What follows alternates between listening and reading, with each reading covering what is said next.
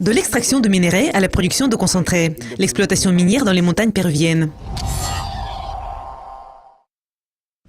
Marc, vous êtes président et chef de la direction de l'entreprise Sierra Metals qui exploite 3 mines au Pérou et au Mexique. Aujourd'hui, nous voudrions nous concentrer sur l'exploitation minière au Pérou. Comment se porte actuellement l'industrie minière au Pérou? Derrière nous, sur l'écran, nous voyons une photo magnifique de la mine de Sierra Metals Yuricocha.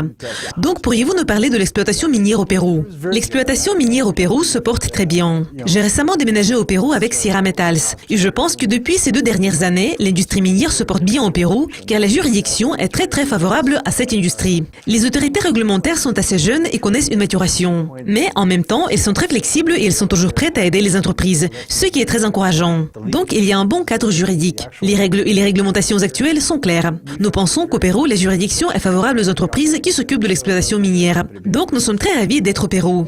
Et sur l'écran, nous voyons une photo présentant un peu plus de détails sur votre activité. Nous voyons des moulins à minerais, etc.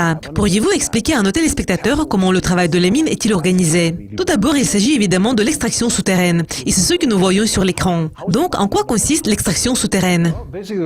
Vous voyez la photo de notre mine. Dans la plupart des cas, ce que nous faisons, nous creusons des tunnels dans les zones minières que nous voudrions développer. Et le plus souvent, vous n'accédez pas tout de suite aux minerais. Il faut creuser des tunnels pour atteindre les zones de minéralisation. Nous recourons au dynamitage, et puis, comme vous le voyez, nous utilisons des camionnettes pour transporter ce que nous avons extrait.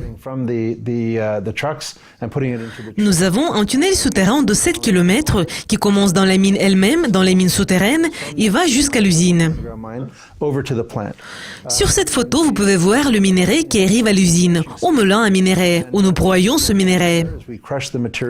Nous avons 3 systèmes de broyage et d'habitude, il y a également le rebroyage du minerai qui est par exemple trop grand pour passer à travers les mailles dans le circuit de flottation. Et puis, quand le minerai est moulu, il passe dans le circuit de flottation.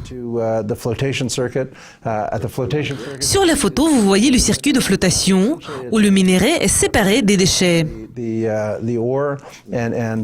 Après la flottation, le minerai sera mis dans un épaississant et toutes ces substances seront mélangées. Après cette étape, vous mettez les substances obtenues dans des filtres qui vont sécher le matériel.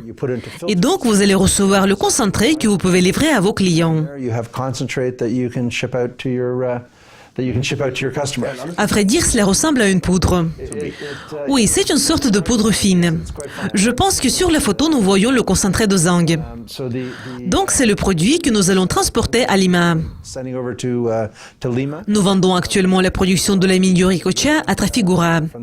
Et c'est en forme de poudre que le client va recevoir le produit dans nos entrepôts à Lima.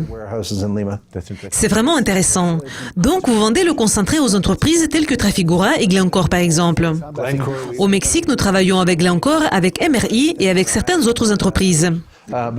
Nous vendons 4 types de concentrés produits à la mine Yuricocha. Nous vendons les concentrés de zinc, de plomb, de cuivre et nous vendons également le concentré d'oxyde de cuivre.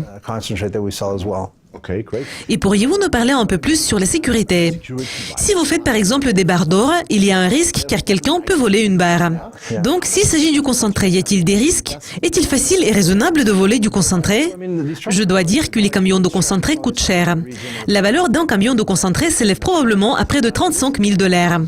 En général, ce que nous faisons, nous mettons le concentré dans des camions. Et il y a tout un convoi de camions qui se compose de 5 à 10 camions. Et il y a des gens qui assurent la sécurité de ces camions. D'habitude, il y a une voiture devant et une voiture derrière le convoi. Tous les camions sont équipés d'un système de localisation GPS pour que nous puissions suivre leur déplacement. Nous n'avons jamais eu de problème, mais évidemment, nous devons être prudents pour éviter des problèmes et des pertes.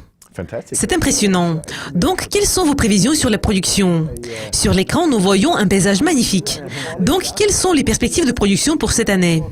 En ce qui concerne notre mine Yuricocha, nous prévoyons que la production d'équivalent d'argent pourrait atteindre près de 8 millions d'onces. Donc, c'est une très bonne et très grande mine. Et nous espérons qu'elle va connaître un développement. Marc, merci beaucoup, c'était vraiment intéressant. Et je suis sûr que nous allons parler de vos nouvelles réussites dans un avenir proche. Merci beaucoup.